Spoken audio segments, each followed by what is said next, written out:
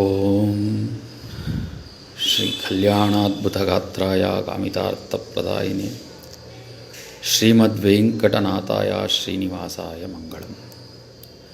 ಮನೋಜವಂ ಮಾರುತತುಲ್ಯವೇಗಂ ಜಿತೇಂದ್ರಿಯಾಂ ಬುದ್ಧಿಮತಾಂ ವರಿಷ್ಠಂ ವಾತಾತ್ಮಜಂ ವಾನರಯೂತಮುಖ್ಯಂ ಶ್ರೀರಾಮದೂತಂ ಶಿರಸಾ ನಮಾಮಿ.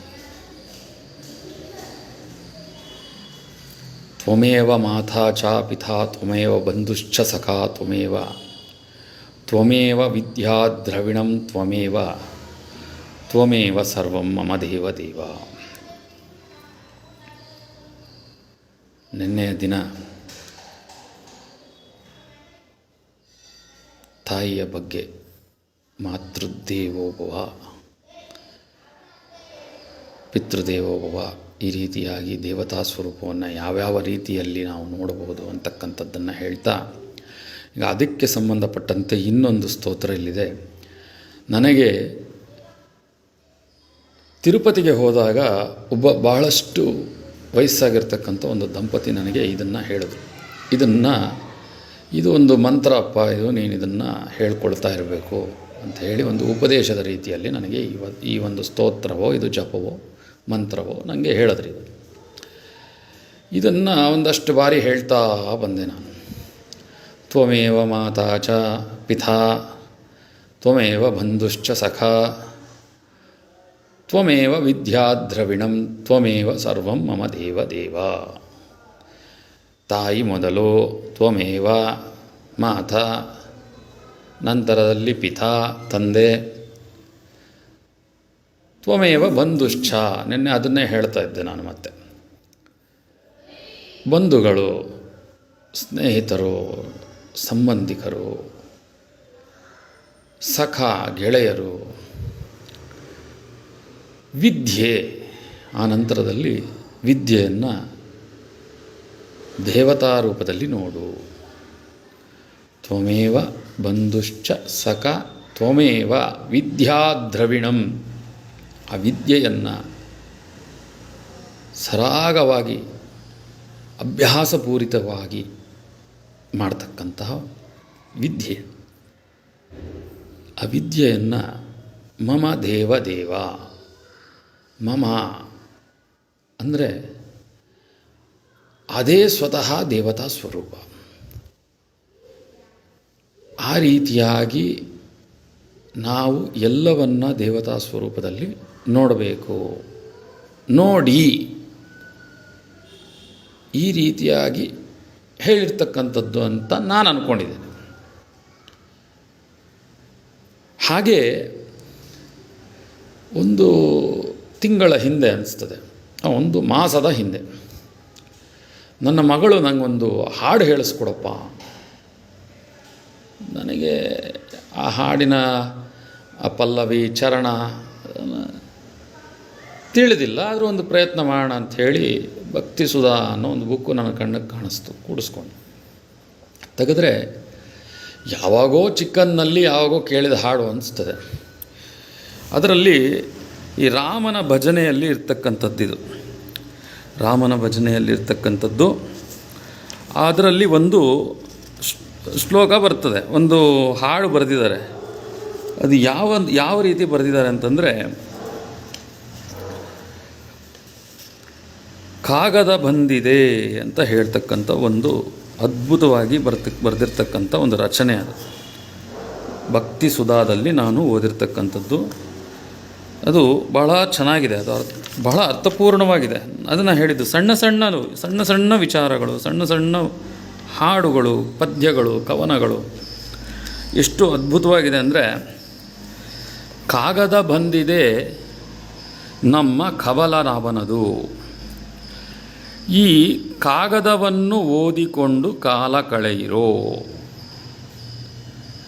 ಕಾಮಕ್ರೋಧವ ಬಿಡಿರೆಂಬೋ ಕಾಗದ ಬಂದಿದೆ, ನೇಮ ನಿಷ್ಠೆಯುಳಿರಿ ಎಂಬೋ ಕಾಗದ ಬಂದಿದೆ, ತಾಮಸ ಜನರ ಕೂಡದಿರೆಂಬೋ ಕಾಗದ ಬಂದಿದೆ, ನಮ್ಮ ಕಾಮನೆಯನು ತಾನೇ ಬರೆದ ಕಾಗದ ಬಂದಿದೆ, ಹೆಣ್ಣಿನ ಆಸೆ ಬಿಡಿರೆಂಬೋ ಕಾಗದ ಬಂದಿದೆ, ಮಣ್ಣಿನ ಆಸೆ ಬಿಡಿರೆಂಬೋ ಕಾಗದ ಬಂದಿದೆ.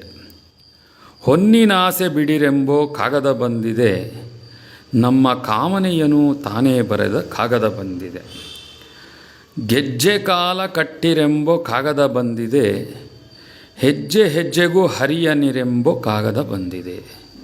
ಲಜ್ಜೆ ಬಿಟ್ಟು ಕುಣಿಯರೆಂಬೋ ಕಾಗದ ಬಂದಿದೆ, ಪುರಂದರ ವಿಠಲನು ತಾನೇ ಬರೆದ ಕಾಗದ ಬಂದಿದೆ. ಈ ರೀತಿಯಾಗಿ ಇಲ್ಲಿ ಕಮಲನಾಭ ಅಂತಕ್ಕಂಥವರೊಬ್ಬರು ಈ ಕಾಗದವನ್ನು ಬರೆದಿದ್ದಾರೆ. ಇದನ್ನು ಪುರಂದರ ವಿಠಲರು ಓದಿದ್ದಾರೆ. ಅದರಲ್ಲಿ ಏನು ಬರೆದಿದ್ದಾರೆ? ಕಮಲನಾಭ ಬರೆದಿರ್ತಕ್ಕಂಥದ್ದು.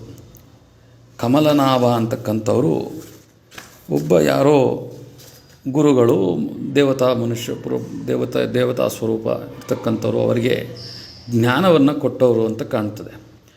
ಇಷ್ಟು ಬಹಳ ಅದ್ಭುತವಾಗಿ ಆ ವಿಚಾರವನ್ನು ಅವರು ಹೇಳ್ಕೊಂಡಿದ್ದಾರೆ ಅಂತಂದರೆ, ಕಾಗದ ಬಂದಿದೆ, ನಮ್ಮ ಕಮಲನಾಭ ಕೊಟ್ಟಿರತಕ್ಕಂತಹ ಕಾಗದ ಬಂದಿದೆ, ಆ ಕಾಗದವನ್ನು ಓದಿಕೊಂಡು ಕಾಲ ಕಳೆಯಿರಿ. ಆ ಕಾಗದದಲ್ಲಿರ್ತಕ್ಕಂಥ ವಿಚಾರ ಏನು ಅಂತಂದರೆ, ಕಾಮಕ್ರೋಧವ ಬಿಡಿರೆಂಬೋ ಕಾಗದ ಬಂದಿದೆ. ಕಾಮ ಕ್ರೋಧ, ಇಲ್ಲಿ ಒಂದು ದೊಡ್ಡ ವಿಚಾರ ಇದೆ. ಕಾಮ ಕ್ರೋಧ ಅಂತಕ್ಕಂಥದ್ದು ಏನು? ಮೊದಲಿನ ಹಿಂದಿನ ಒಂದು ಸ್ಥಿತಿಗತಿಗೆ ಹೋಲಿಸಿದಾಗ ಅದರ ಅರ್ಥಗಳು ಭಿನ್ನವಾಗಿ ಬರ್ತಾ ಹೋಗ್ತದೆ. ಈ ಒಂದು ಬರೀ ಕಾಮ ಅಂತಕ್ಕಂಥ ಒಂದು ಪದವನ್ನು ತೆಗೆದುಕೊಂಡಾಗ ಎಲ್ಲದನ್ನು ಸೇರಿಸಿಬಿಡ್ತೇವೆ ನಾವು. ಆಸೆ, ವ್ಯಾಮೋಹ, ಇಲ್ಲಾಂದರೆ ಅದರಲ್ಲಿ ಇನ್ನಷ್ಟು ಉತ್ತುಂಗಕ್ಕೆ ಹೋದಾಗ ದುರಾಸೆ, ಈ ರೀತಿಯಾಗಿ ಒಂದು ರೀತಿಯಾದಂತಹ ಮನಸ್ಸಿನಲ್ಲಿ ಒಂದು ವ್ಯಾಮೋಹವನ್ನು ಬೆಳೆಸಿಕೊಳ್ತಕ್ಕಂಥದ್ದು. ಅದನ್ನು ಇನ್ನೂ ಬೇರೆ ಬೇರೆ ಅರ್ಥೈಕೆಗಳಿಗೆ ಹೋದಾಗ ಅದರಲ್ಲಿ ಬೇರೆ ಬೇರೆ ಅರ್ಥಗಳು ಸಿಗ್ತಾ ಹೋಗ್ತದೆ. ಆ ಕಾಮಕ್ಕೆ ಅಷ್ಟು ದೊಡ್ಡ ಪ್ರಧಾನ ಇದೆ ಅದರಲ್ಲಿ. ಕ್ರೋಧ, ಕೋಪ ಅಂದರೆ ಸಾಲದೆ, ಮತ್ತು ಅದರಲ್ಲಿ ಕ್ರೋಧ ಅಂತಕ್ಕಂಥ ಒಂದು ಪದ. ಯಾಕೆ ಪದಗಳಲ್ಲೂ ವಿಭಿನ್ನತೆ ಕಾಣಿಸ್ತಾ ಹೋಗ್ತದೆ? ನಾವು ಗಣಿತವನ್ನು ಅಭ್ಯಾಸ ಮಾಡಬೇಕಾದ್ರೆ ಕಾಮ ಅಂದಾಗ ಒಂದು ಪಕ್ಕದಲ್ಲಿ ಒಂದು ಚುಕ್ಕೆ ಇಟ್ಟು ಅದಕ್ಕೊಂದು ಕೊಂಬು ಸೇರಿಸ್ಬಿಟ್ಟು ಗೆರೆ ಹಾಕ್ಬಿಡ್ತೇವೆ. ಕಾಮ ಅಂದರೆ ಇನ್ನೂ ಮುಂದುವರಿಯೋ ಭಾಗ, ಇನ್ನೂ ಇದೆ ಅಂತಕ್ಕಂಥದ್ದು ಕಾಮ ಅನ್ನೋದು ಗಣಿತದಲ್ಲಿ ಬಳಸ್ತಕ್ಕಂಥದ್ದು. ಹಾಗೆ ಅದೇ ಕಾಮವನ್ನು ಆಸೆಗೆ ಹೇಳ್ತೇವೆ, ವ್ಯಾಮೋಹಕ್ಕೆ ಹೇಳ್ತೇವೆ. ಅದು ಒಂದು ವಸ್ತುವಿನ ಮೇಲೆ ಆಗಿರ್ಬೋದು, ಒಂದು ಜೀವದ ಮೇಲೆ ಆಗಿರ್ಬೋದು. ಅದರ ಪದ ಬಳಕೆ ನಾವು ಬಳಸಿದಂತೆ ಅದರ ಉತ್ತರ ಸಿಗ್ತಾ ಹೋಗ್ತದೆ. ಅದೇ ರೀತಿ ಕ್ರೋಧ, ಅದು ಉತ್ತುಂಗ ಸ್ಥಿತಿ. ಎಲ್ಲ ನಮ್ಮ ಕಾಮನೆಗಳು ಈಡೇರದೇ ಇದ್ದಾಗ ಕ್ರೋಧಕ್ಕೆ ಹೋಗ್ತಕ್ಕಂಥದ್ದು. ನಮಗೆ ಸಿಕ್ಕಲಿಲ್ಲ, ನಮ್ಮದಲ್ಲದ್ದು ನಮ್ಮದಲ್ಲ ಅಂದ್ಕೊಳ್ಳೋದ್ರಲ್ಲಿರ್ತಕ್ಕಂತಹ ಅಭಿಪ್ರಾಯನೇ ಬೇರೆ ಇದ್ದರೆ, ಇಲ್ಲದ್ದು ಕೂಡ ನಮ್ಮದೇ ಅಂದ್ಕೊಂಡು ನಮಗೆ ಬೇಕು ಅನ್ನೋ ಹಂಬಲದಲ್ಲಿ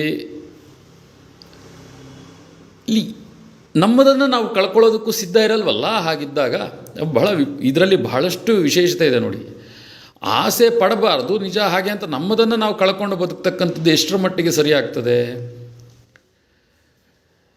ಇದು ನಾವು ಬದುಕ್ತಾ ಇರ್ತಕ್ಕಂಥ ಸಮಾಜ ಮತ್ತೊಬ್ಬರದನ್ನು ಕಿತ್ಕೊಳ್ಳಿ ಅಂತೆಲ್ಲೂ ಹೇಳಿಲ್ಲ. ಅದು ಆ ಪದದ ಅರ್ಥಗಳೇ ಬೇರೆ ಇರ್ತದಾಗ. ಹಾಗಿದ್ದರೆ ಈ ಕಾಮ ಕ್ರೋಧವನ್ನು ಬಿಡ್ತಕ್ಕಂಥ ವಿಚಾರ ಯಾವ ರೀತಿ ಆಗ್ತದೆ? ಹೇಗಾಗ್ತದೆ? ಹೇಗೆ ಸಾಧ್ಯ? ಅವರದೇ ಆದಂತಹ ಅವರ ಜೀವನ, ಅವರದೇ ಆದಂತಹ ಅವರ ಆಸೆಗಳು ಇರ್ತದೆ ಮನುಷ್ಯನಿಗೆ. ಈಗ ಕನಕದಾಸರ ಕಾಲಕ್ಕೆ ನಾವು ಹೋಗ್ಬಿಟ್ಟಾಗ ಅವತ್ತಿನ ಪರಿಸ್ಥಿತಿ, ಜೀವನ ಶೈಲಿ ಏನಿತ್ತು ಯಾರಿಗೆ ಗೊತ್ತು? ಅವರೆಲ್ಲ ಬಿಟ್ಬಿಡಿ ಅಂದ್ಬಿಟ್ಟು ಹೇಳ್ತಾ ಇದ್ದಾರೆ ಇಲ್ಲಿ. ಕಾಮ ಬಿಟ್ಬಿಡಿ, ಕ್ರೋಧ ಬಿಟ್ಬಿಡಿ, ಆಸೆ ಇಟ್ಕೋಬೇಡಿ. ಆದರೆ ಆ ಸ್ಥಾನಕ್ಕೆ ಹೋಗಿ ನೋಡಿದಾಗ, ಆ ಒಂದು ಸನ್ನಿವೇಶಕ್ಕೆ ಹೋಗಿ ನೋಡಬೇಕಾಗ್ತದೆ. ಅವರು ಯಾವ ದೃಷ್ಟಿಯಿಂದ ಹೇಳಿದ್ದಾರೆ ಆಸೆ ಬಿಡಿ, ಕ್ರೋಧ ಬಿಡಿ ಅಂತ? ಯಾರಿಗೆ ಹೇಳ್ತಾ ಇದ್ದಾರೆ? ಕಮಲನಾಭ ಕಳಿಸಿರೋದು ಯಾರಿಗೆ? ಈ ಪತ್ರ ಓದ್ತಾ ಇರೋದು ಯಾರು? ಸರಿಯಾಗಿ ನೋಡಿ. ಪುರಂದರ ವಿಠಲನು ತಾನೇ ಬರೆದ ಕಾಗದ ಬಂದಿದೆ. ಇಲ್ಲಿ ಹೇಳ್ತಾರೆ ಕಾಗದ ಬಂದಿದೆ, ನಮ್ಮ ಕಮಲನಾಭನ ಕಾಗದ ಬಂದಿದೆ, ಈ ಕಾಗದವನ್ನು ಓದಿ ಅಂತಾರೆ. ಇದು ಮೊದಲು ಅವರಿಗೆ ಬಂದಿರತಕ್ಕಂಥದ್ದು. ಆಮೇಲೆ ಅವ್ರು ಹೇಳ್ತಾರೆ ಪುರಂದರ ವಿಠಲನು ತಾನೇ ಬರೆದ ಕಾಗದ ಬಂದಿದೆ. ಮೊದಲ ಕಮಲನಾಭ, ಆ ನಂತರದಲ್ಲಿ ಪುರಂದರ ವಿಠಲ. ಅವರೇ ಹೇಳ್ಕೊಳ್ತಾ ಇದ್ದಾರೆ, ಪುರಂದರ ವಿಠಲನ ತಾನೇ ಬರೆದ ಕಾಗದ ಬಂದಿದೆ. ನೇಮ ನಿಷ್ಠೆಯಲ್ಲಿ ಇರಿ, ಸರಿಯಾದ ನಿಯಮ ಪಾಲನೆ, ನಿಷ್ಠೆಯಲ್ಲಿರಿ. ಏನು ನಿಯಮ, ಏನು ನಿಷ್ಠೆ? ಆಸೆ ಅಂತಕ್ಕಂಥದ್ದು ಎಲ್ಲಿ ಹುಟ್ಟುತ್ತೆ ಅನ್ನೋದು ನೆಕ್ಸ್ಟ್ ಪದ. ಅದಕ್ಕೆ ನಾವು ಪ್ರತಿಯೊಂದನ್ನು ಕೂಡ ಭಾಳ ಸೂಕ್ಷ್ಮವಾಗಿ ಗಮನಿಸಿ ವಿವರಣೆ ಕೊಡಬೇಕಾಗ್ತದೆ. ಅವರು ಕಾಮಕ್ರೋಧ ಬಿಡಿ ಅಂತ ಹೇಳಿದ ತಕ್ಷಣ ಬಿಟ್ಟುಬಿಡೋದಲ್ಲ. ಅವರು ನಂತರದಲ್ಲಿ ಹೇಳ್ತಾ ಇದ್ದಾರೆ ಏನಂತ, ನೇಮ ನಿಷ್ಠೆಯಲ್ಲಿರಿ. ಅಂದರೆ ನಿಮ್ಮ ನಿಯಮ, ನಿಮ್ಮ ನಿಷ್ಠೆಯಲ್ಲಿರಿ, ಅದರ ಮೇಲಿಂದು ನಿಮ್ಮದಲ್ಲ. ಆ ಕಾಮವನ್ನು, ಆ ಕ್ರೋಧವನ್ನು ತೆಗೆದುಬಿಡಿ. ಅಂದರೆ ನಿಮ್ಮ ಸಹನೆ, ನಿಮ್ಮ ಶಕ್ತಿ, ನಿಮ್ಮಲ್ಲಿರ್ತಕ್ಕಂತಹ ನಿಯಮ ನಿಷ್ಠೆ ಅಲ್ಲಿವರೆಗೂ ಕೂಡ ಅದು ಕಾಮಕ್ರೋಧ ಅನಿಸ್ಕೊಳ್ಳಲ್ಲ. ಆ ನಿಯಮ ನಿಷ್ಠೆಗಳನ್ನು ಮೀರಿ ಬಂದಾಗ ಅಲ್ಲಿ ಬರ್ತದೆ ಕಾಮ ಕ್ರೋಧ ಅಂತಕ್ಕಂಥದ್ದು ಬರ್ತದೆ. ಅಂದರೆ ಒಂದು ಸರ್ಕಮ್ಸ್ಟೆನ್ಸ್ ಇರ್ತದೆ, ಒಂದು ಅದನ್ನು ಯಾವ ರೀತಿ ಹೇಳಬೇಕು ಅಂತಂದರೆ, ಒಂದು ಸರ್ಕಲ್ ಅನ್ನೋದು ಇರ್ತದೆ, ನಮ್ಮ ಒಂದು ಪರದಿ ಅಂತ ನಾವು ಹೇಳ್ತೇವೆ. ಆ ಪರದಿಯಲ್ಲೇ ನಾವು ಇರಬೇಕಾಗ್ತದೆ. ಅದನ್ನು ಮೀರಿ ನಾವು ಬರಬೇಕು, ನಾವು ಬರ್ತೀವಿ, ನಾವು ಬರ್ತಾ ಇದ್ದೀವಿ ಅನ್ನೋದಿದೆ ನೋಡಿ, ಅಲ್ಲಿ ಆಸೆ ಅಂತಕ್ಕಂಥದ್ದು ಬರ್ತದೆ, ಕಾಮ ಅಂತಕ್ಕಂಥದ್ದು ಬರ್ತದೆ. ಆ ನಮ್ಮದಲ್ಲದನ್ನು ನಾವು ದಕ್ಕಿಸ್ಕೊಳ್ಬೇಕು ಅನ್ನೋ ಪ್ರಯತ್ನದಲ್ಲಿ ಕ್ರೋಧ ಅನ್ನತಕ್ಕಂಥದ್ದು ಬರ್ತದೆ. ಅಷ್ಟು ಬಿಟ್ಟರೆ ಈ ಕಾಮ ಕ್ರೋಧ ಬರತಕ್ಕಂಥದ್ದು ಯಾರಿಗೆ ಅಂದರೆ, ತಮ್ಮದಲ್ಲದನ್ನು ದಕ್ಕಿಸ್ಕೊಳ್ಳೋವಂಥವ್ರಿಗೆ ಕಾಮಕ್ರೋಧಗಳು ಬರ್ತದೆ. ನಮ್ಮದೇ ಅಂತಕ್ಕಂಥವ್ರಿಗೆ ಕಾಮಕ್ರೋಧಗಳಿರಲ್ಲ. ಅದು ಎಂದಿಗೂ ತಿಳಿದಿರ್ತಕ್ಕಂಥ ನಿತ್ಯ ಸತ್ಯ ಆಗಿಬಿಟ್ಟಿರ್ತದೆ. ಆ ರೀತಿಯಾಗಿ ಕಾಮಕ್ರೋಧವ ಬಿಡಿರೆಂಬೋ ಕಾಗದ ಬಂದಿದೆ, ನೇಮ ನಿಷ್ಠೆಯೊಳಿರಿ ಎಂಬೋ ಕಾಗದ ಬಂದಿದೆ, ತಾಮಸ ಜನರ ಕೂಡದಿರೆಂಬೋ ಕಾಗದ ಬಂದಿದೆ. ಏನು ಈ ತಾಮಸ ಜನ ಅಂತಂದರೆ, ನಾನು ಯಾರೋ ಒಬ್ಬರು ಮಾತಾಡಬೇಕಾದ್ರೆ ಕೇಳಿಸ್ಕೊಂಡಿದ್ದೆ, ಈರುಳ್ಳಿ ಬೆಳ್ಳುಳ್ಳಿ ತಿಂತಾರೆ ತಾಮಸ ಜನ. ತಿನ್ನೋ ಪದಾರ್ಥದಲ್ಲಿ ತಾಮಸತ್ವ ಎಲ್ಲಿ ಬರ್ತದೆ? ತಾಮಸ ಗುಣ ಅಂತಕ್ಕಂಥದ್ದು ತಿನ್ನೋ ಪದಾರ್ಥದಲ್ಲಿಲ್ಲ. ತಿನ್ನೋ ಪದಾರ್ಥದಲ್ಲಿ ಹೇಗೆ ಬರ್ತದೆ ತಾಮಸ ಗುಣ? ಇದರ ವಿಚಾರ ಮತ್ತೆಷ್ಟಿದೆ, ಭಾಳಷ್ಟಿದೆ ಮಾತಾಡಿದ್ರೆ. ತಾಮಸ ಗುಣ ಅಂತಕ್ಕಂಥದ್ದು ಬರ್ತಕ್ಕಂಥದ್ದು ತಿನ್ನೋ ಪದಾರ್ಥದಿಂದ ಬರೋದು. ಅದು ನಿಮ್ಮ ನಂಬಿಕೆ ಆಗಿರ್ಬೋದೇನೋ, ಅದು ನಮ್ಮ ವಿಚಾರಗಳಾಗಿರ್ಬೋದೇನೋ. ಹಾಗಾದರೆ ತಾಮಸ ಜನರು ಸಾತ್ವಿಕ ಗುಣ ಹೊಂದಿರತಕ್ಕಂಥವರಲ್ಲಿ ತಾಮಸ ಗುಣ ಇಲ್ವಾ? ಅದು ಎದುರಿನ ವ್ಯಕ್ತಿಯ ನಿರ್ಣಯ ಆಗಿರ್ತದೆ ಅಷ್ಟೇ. ಎದುರಿನ ವ್ಯಕ್ತಿ ಅದನ್ನು ತೀರ್ಮಾನ ಮಾಡ್ತಾ ಇರ್ತಾನೆ, ಅದು ತಾಮಸ ಗುಣ ಅವನಲ್ಲಿರ್ತಕ್ಕಂಥದ್ದು. ನಾನೇನು ವಿಚಾರ ಹೇಳೋಕ್ಕೆ ಬರ್ತಿದ್ದೇನೆ ಅಂತಂದರೆ, ಮೊದಲನೆಯದಾಗಿ ಈ ತಾಮಸ ಜನರು ಅಂದರೆ ಯಾರು? ತಾಮಸ ಜನರ ಬಗ್ಗೆ ಮಾತಾಡುತ್ತಾ ಹೋದರೆ ಅದೊಂದು ದೊಡ್ಡ ವಿಚಾರ ಆಗಿಬಿಡ್ತದೆ. ಹಿಂದೆ ಈ ತಾಮಸ ಗುಣವನ್ನು ನಾನು ಹೊಂದಿದ್ದೆ, ಅದನ್ನು ಬದಲಾಯಿಸ್ಕೊಳ್ಳೋ ಪ್ರಯತ್ನದಲ್ಲಿದ್ದೀನಿ ಈಗ ನಾನು. ಇಲ್ಲಿ ನಾನು ಅನ್ನೋದು ಅಹಂಕಾರದ ಪರಮಾವಧಿ ಅನ್ನೋದಾದರೆ, ಈ ಅಹಂ ಅಂದರೆ ಏನು? ಬದಲಾವಣೆ, ಮನುಷ್ಯ ಆ ಬದಲಾವಣೆಯ ಪ್ರಯತ್ನ ಮಾಡೋದಿದೆ ನೋಡಿ, ಭಾಳಷ್ಟು ಕಷ್ಟ ಇದೆ ಅದು. ಇಲ್ಲಿ ನಾನು ಅನ್ನೋದನ್ನು ಬಿಡ್ತಕ್ಕಂಥದ್ದು ಬಹಳಷ್ಟು ಕಷ್ಟ, ಬಹಳಷ್ಟು ಸಮಸ್ಯೆ. ಅದು ಒಂದು ರೀತಿ ತನ್ನನ್ನು ತಾನು ಸಾಯಿಸಿಕೊಂಡ ರೀತಿಯಲ್ಲಿ ಇರ್ತದೆ. ಅದೇ ಅಹಂ. ನಾನು, ನನ್ನಿಂದ, ನನ್ನಿಂದಲೇ, ಇದೇ ತಾಮಸ, ಇನ್ನೇನಿಲ್ಲ. ಮತ್ತು ಅಂತಹ ಜನರು ಎಲ್ಲ ನನ್ನಿಂದಲೇ ಆಯಿತು, ಎಲ್ಲ ನಾನೇ ಮಾಡಿದ್ದು, ಹೇಳಿದ್ರೆ ಆಯಿತು ಬಿಡಿ, ನಾವರಿಂದನೇ ಆಯಿತು, ಸಂತೋಷ ಏನಿದೆ ಈಗ. ಆ ವ್ಯಕ್ತಿತ್ವ ಹೊರಗಡೆ ಬರೋದು ಯಾವಾಗ? ಇದಕ್ಕೆ ಒಂದು ಉದಾಹರಣೆ ಕೊಡೋಣ. ಒಬ್ಬ ವ್ಯಕ್ತಿ ಒಂದು ಉದ್ಯೋಗಾರ್ಥಿಯಾಗಿ ಒಂದು ಕಡೆ ಕೆಲಸಕ್ಕೆ ಹೋಗ್ತಾ ಇದ್ದಾನೆ. ಅದೇ ಒಬ್ಬ ವ್ಯಕ್ತಿಯನ್ನು ಮತ್ತೊಬ್ಬ ವ್ಯಕ್ತಿ ಅವನಿಗೆ ಆ ಕೆಲಸಕ್ಕೆ ಹೋಗಪ್ಪ ಸೇರ್ಕೋ ಅಂತ ಹೇಳಿದ್ದಾರೆ. ಈ ವ್ಯಕ್ತಿ ಹೋಗ್ತಾನೆ. ಅಲ್ಲಿ ಇವರು ಹೇಳಿದರು ಅನ್ನೋದು ಒಂದು ಪ್ಲಸ್ ಅಷ್ಟೇ. ಅದು ಒಂದು ಪ್ಲಸ್ ಅಂದರೆ ಅದಕ್ಕೊಂದು ಸೇರ್ಪಡೆ ಅಷ್ಟೇ. ಇಂಥ ವ್ಯಕ್ತಿ ಕಳಿಸ್ಕೊಟ್ಟಿದ್ದಾರೆ, ಈ ವ್ಯಕ್ತಿಗೆ ಅರ್ಹತೆ ಇರೋದರಿಂದನೇ ಆ ವ್ಯಕ್ತಿ ಇವರನ್ನು ಕಳಿಸ್ಕೊಟ್ಟಿರ್ತಾರೆ. ಆ ನಂತರದಲ್ಲಿ ಇವನ ಈ ಕೆಲಸಕ್ಕೆ ಹೋದಂತಹ ಒಬ್ಬ ವ್ಯಕ್ತಿ ಯಾರಿದ್ದಾನೆ, ಆ ವ್ಯಕ್ತಿಯ ಅರ್ಹತೆ, ಆ ವ್ಯಕ್ತಿಯ ಶಕ್ತಿ, ಆ ವ್ಯಕ್ತಿಯಲ್ಲಿರ್ತಕ್ಕಂತಹ ಜ್ಞಾನ, ಇದೆಲ್ಲ ಕೂಡ ಅನ್ವಯಿಸಿ ಅವರು ಆ ನಂತರದಲ್ಲಿ ಅವ್ರು ಇಟ್ಕೊಳ್ಳೋದು ಬಿಡೋದು ಅದು ಅವ್ರಿಗೆ ಬಿಟ್ಟಂಥ ವಿಚಾರಗಳಿರ್ತದೆ. ಇದು ಒಂದು ಉದಾಹರಣೆ. ಹಾಗಾದರೆ ಕಳಿಸ್ಕೊಟ್ಟಿದ್ದು ನಾನು, ನೀ ದಾರಿ ತೋರಿಸಿ, ಭಗವಂತ ನಿಂಗೆ ಹೇಳ್ದ ಈ ವ್ಯಕ್ತಿಯಲ್ಲಿ ಆ ಶಕ್ತಿ ಇದೆ, ಕಳಿಸ್ಕೊಡೋ, ಇರೋದು ಬಿಡೋದು ಅದು ನಿರ್ಧಾರ ಮಾಡ್ತಕ್ಕಂಥದ್ದು ಅವರನ್ನು ಒಂದು ಕೆಲಸದಲ್ಲಿ ಇಟ್ಕೊಂಡಿರ್ತಕ್ಕಂಥ ವ್ಯಕ್ತಿ. ಇವರು ಕೆಲಸ ಮಾಡಿದ್ರೆ ಆ ಜ್ಞಾನ ಇವರಲ್ಲಿರ್ತಕ್ಕಂಥ ಜ್ಞಾನವನ್ನು ಅವರಿಗೆ ಕೊಟ್ಟಾಗ, ಆ ಜ್ಞಾನವನ್ನು ಅವರು ಸರಿಯಾಗಿ ಅರ್ಥೈಸಿಕೊಂಡಾಗ ಅವರನ್ನು ಜೊತೆಯಲ್ಲಿ ಇಟ್ಕೊಳ್ತಾರೆ. ಇಲ್ಲಾಂದರೆ ಒಂದು ತಿಂಗಳು ನೋಡ್ತಾರೆ, 2 ತಿಂಗಳು ನೋಡ್ತಾರೆ, 3 ತಿಂಗಳು, ಈ ರೀತಿಯಾಗಿ ನೋಡ್ಬಿಟ್ಟು ಇವರಿಗೆ ಆ ಶಕ್ತಿ ಇಲ್ಲ, ಇವರಿಗೆ ಆ ಒಂದು ಕೆಲಸವನ್ನು ನಿಭಾಯಿಸೋದಕ್ಕೆ ಅರ್ಹತೆ ಇಲ್ಲ, ಈ ರೀತಿಯಾಗಿ ಅವ್ರೇನು ಮಾಡ್ತಾರೆ, ಅವರು ಹೇಳಿರ್ಬೋದು. ಹಾಗೆ ಅಂತ ಇವರು ಸ್ವಂತವಾಗಿ ಅದನ್ನು ಅವರು ಬಲವಂತವಾಗಿ ಆ ವ್ಯಕ್ತಿನ ಜೊತೆಯಲ್ಲಿ ಇಟ್ಕೊಂಡಿರೋದಕ್ಕೆ ಆಗೋದಿಲ್ಲ. ಅಂದರೆ ಈ ವಿಚಾರ ಯಾತಕ್ಕೋಸ್ಕರ ಈ ಉದಾಹರಣೆ ಕೊಟ್ಟೆ ಅಂತಂದರೆ, ಇಲ್ಲಿ ಅವರವರದೇ ಆದಂಥ ಜ್ಞಾನಗಳು, ಅವರವರದೇ ಆದಂಥ ವಿದ್ಯೆಗಳು, ಅವರವರದೇ ಆದಂಥ ಸಾಧನೆಗಳು ಅವರವ್ರದ್ದಿದ್ದೇ ಇರ್ತದೆ. ಆ ಗೊತ್ತಿರ್ತಕ್ಕಂಥ ಸಂದರ್ಭದಲ್ಲಿ ಅವರ ಮನಸ್ಸಿನಲ್ಲಿ ನಾನು ಅಂತಕ್ಕಂಥದ್ದು ಬಂದೇ ಬರ್ತದೆ. ಅದು ಸಾಮಾನ್ಯ.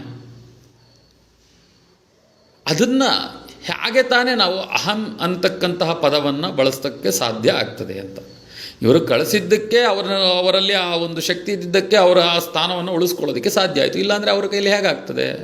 ಅದನ್ನು ನಾವು ಅಹಂಕಾರ ಅನ್ನೋದಕ್ಕೆ ಆಗ್ತದೆಯೇ? ಹಾಗಿದ್ರೆ ಇಲ್ಲ, ಆ ವ್ಯಕ್ತಿಯನ್ನು ನಾವು ತಾಮಸ ಅಂತ ದೂರ ಇಡೋದಕ್ಕಾಗ್ತದೆಯೇ? ತಾಮಸ ಅಂದರೆ ಮತ್ತೆ ಇದಕ್ಕಿನ್ನ ದೊಡ್ಡ ಉದಾಹರಣೆ ಬೇಕಾಗಿಲ್ಲ. ಆ ತಾಮಸ ಅಂದರೆ ಏನು? ಒಳಗಡೆ ಇರತಕ್ಕಂತಹ ಕೆಟ್ಟ ಆಲೋಚನೆಗಳು, ಆ ಭಾವನೆಗಳು, ಆ ಮನಸ್ಸಿನ ಒಂದು ದೃಢತೆಯನ್ನು ಕಳ್ಕೊಳ್ತಕ್ಕಂಥದ್ದು. ಆಗಲ್ಲ, ಇವರಿಂದ ಏನೂ ಆಗಲ್ಲ, ಇವರಿಂದ ಏನು ಮಾಡೋಕ್ಕಾಗಲ್ಲ, ಇವರಿಂದ ಏನು ಸಾಧ್ಯ ಇಲ್ಲ. ಈ ರೀತಿಯಾಗಿ ಒಬ್ಬ ವ್ಯಕ್ತಿಯನ್ನು ಸಾಧ್ಯ ಇಲ್ಲ ಅಂತ ಅಲ್ಲೆಗೆಳೆಯತಕ್ಕಂಥದ್ದು. ಆ ಒಂದು ಅದನ್ನು ಆಗಲ್ಲ ಅಂತಕ್ಕಂಥದ್ದನ್ನು ತಿಳಿಸ್ತಕ್ಕಂಥದ್ದಿದೆ ನೋಡಿ, ಅದು ಒಂದು ತಾಮಸ ಪದ. ಅದು ತಾಮಸ ವ್ಯಕ್ತಿತ್ವ ಇರ್ತಕ್ಕಂಥವ್ರು ಹೇಳ್ತಕ್ಕಂಥ ಮಾತದು ವಿಚಾರ. ಈ ರೀತಿಯಾಗಿ ತಾಮಸ ಜನರು ಮನಸ್ಸೆಲ್ಲ ಕೆಟ್ಟ ಆಲೋಚನೆಗಳಿಂದ ತುಂಬಿ ತುಳುಕ್ತಾ ಇರತಕ್ಕಂತಹ ಜನರನ್ನು ಅವರ ಜೊತೆ ಇದ್ದು ಮಾಡ್ತಕ್ಕಂಥದ್ದಾದರೂ ಏನು? ಅವ್ರ ಜೊತೆ ಇದ್ದು ಸಾಧಿಸ್ತಕ್ಕಂಥದ್ದಾದರೂ ಏನು? ಹಾಗೆ ನಮ್ಮ ಕಾಮನೆಯನ್ನು ತಾನೇ ಬರೆದ ಕಾಗದ ಬಂದಿದೆ. ಇಲ್ಲಿ ಎಷ್ಟು ಪುರಂದರ ವಿಠಲ ಅವರು ಬರೆದಿರ್ತಕ್ಕಂಥದ್ದು ಎಷ್ಟು ಅದ್ಭುತವಾಗಿದೆ ಅಂದರೆ, ನಮ್ಮ ಕಾಮನೆ ಅಂತ ಬರೀತಾರೆ. ಅಂದರೆ ಅವರ ಮನಸ್ಸಿನಲ್ಲಿದ್ದಂತಹ ನಮ್ಮ ಕಾಮನೆಗಳು, ಅದು ಎಲ್ಲರ ಮನಸ್ಸಿನಲ್ಲಿ ಇರ್ತಕ್ಕಂಥದ್ದು. ಅವರ ಮನಸ್ಸು ಅಂತಲ್ಲ, ಇಲ್ಲಿ ಆ ಕ್ಷಣಕ್ಕೆ ಅಲ್ಲಿ ನಾವು ಹೋಗಿ ಕೂತ್ಕೋಬೇಕು. ಅವ್ರು ಹೇಳ್ತಿರೋದು ಯಾರಿಗೋಸ್ಕರ? ಇದನ್ನು ಓದಬೇಕಾದ್ರೆ ಅಲ್ಲಿ ನಡೀತಾ ಇರ್ತಕ್ಕಂಥ ಸನ್ನಿವೇಶವನ್ನು ಊಹೆ ಮಾಡ್ಕೊಳ್ತಕ್ಕಂಥದ್ದು. ನಮ್ಮ ಕಾಮನೆಯನ್ನು ತಾನೇ ಬರೆದ ಕಾಗದ ಬಂದಿದೆ, ಹೆಣ್ಣಿನ ಆಸೆ ಬಿಡಿರೆಂಬೋ ಕಾಗದ ಬಂದಿದೆ. ಇಲ್ಲಿ ಕೂಡ ನಾನು ಒಂದು ಸಣ್ಣ ತಪ್ಪು ಗ್ರಹಿಕೆ ಮಾಡಿಬಿಟ್ಟಿದ್ದೆ. ಹೆಣ್ಣಿನ ಆಸೆ ಏನಂತಂದರೆ, ಈ ಸ್ತ್ರೀ ಅಂತಕ್ಕಂತಹ ಒಂದು ಏನಿದೆ ಸಮೂಹ, ಹೆಣ್ಣು ಮಾತೃಸ್ವರೂಪ, ಪತ್ನಿ ಸ್ವರೂಪ, ಆಮೇಲೆ ಸೋದರಿ ಸ್ವರೂಪ, ಇಲ್ಲಿ ತಾಯಿ, ಅಕ್ಕ, ತಂಗಿ, ಮಗಳು, ಚಿಕ್ಕಮ್ಮ, ದೊಡ್ಡಮ್ಮ, ಆಯಾ ರೂಪದಲ್ಲಿ ಅವರದೇ ಆದಂತಹ ಧರ್ಮವನ್ನು ನಡೆಸ್ಕೊಂಡು ಹೋಗ್ತಕ್ಕಂಥವ್ರವರು. ತಾಯಿ ಸ್ವರೂಪದಲ್ಲಿ ತಾಯಿಯ ಕರ್ತವ್ಯವನ್ನು ಮಾಡ್ತಕ್ಕಂಥದ್ದು. ಆದರೆ ಈ ವಿಶೇಷವಾಗಿ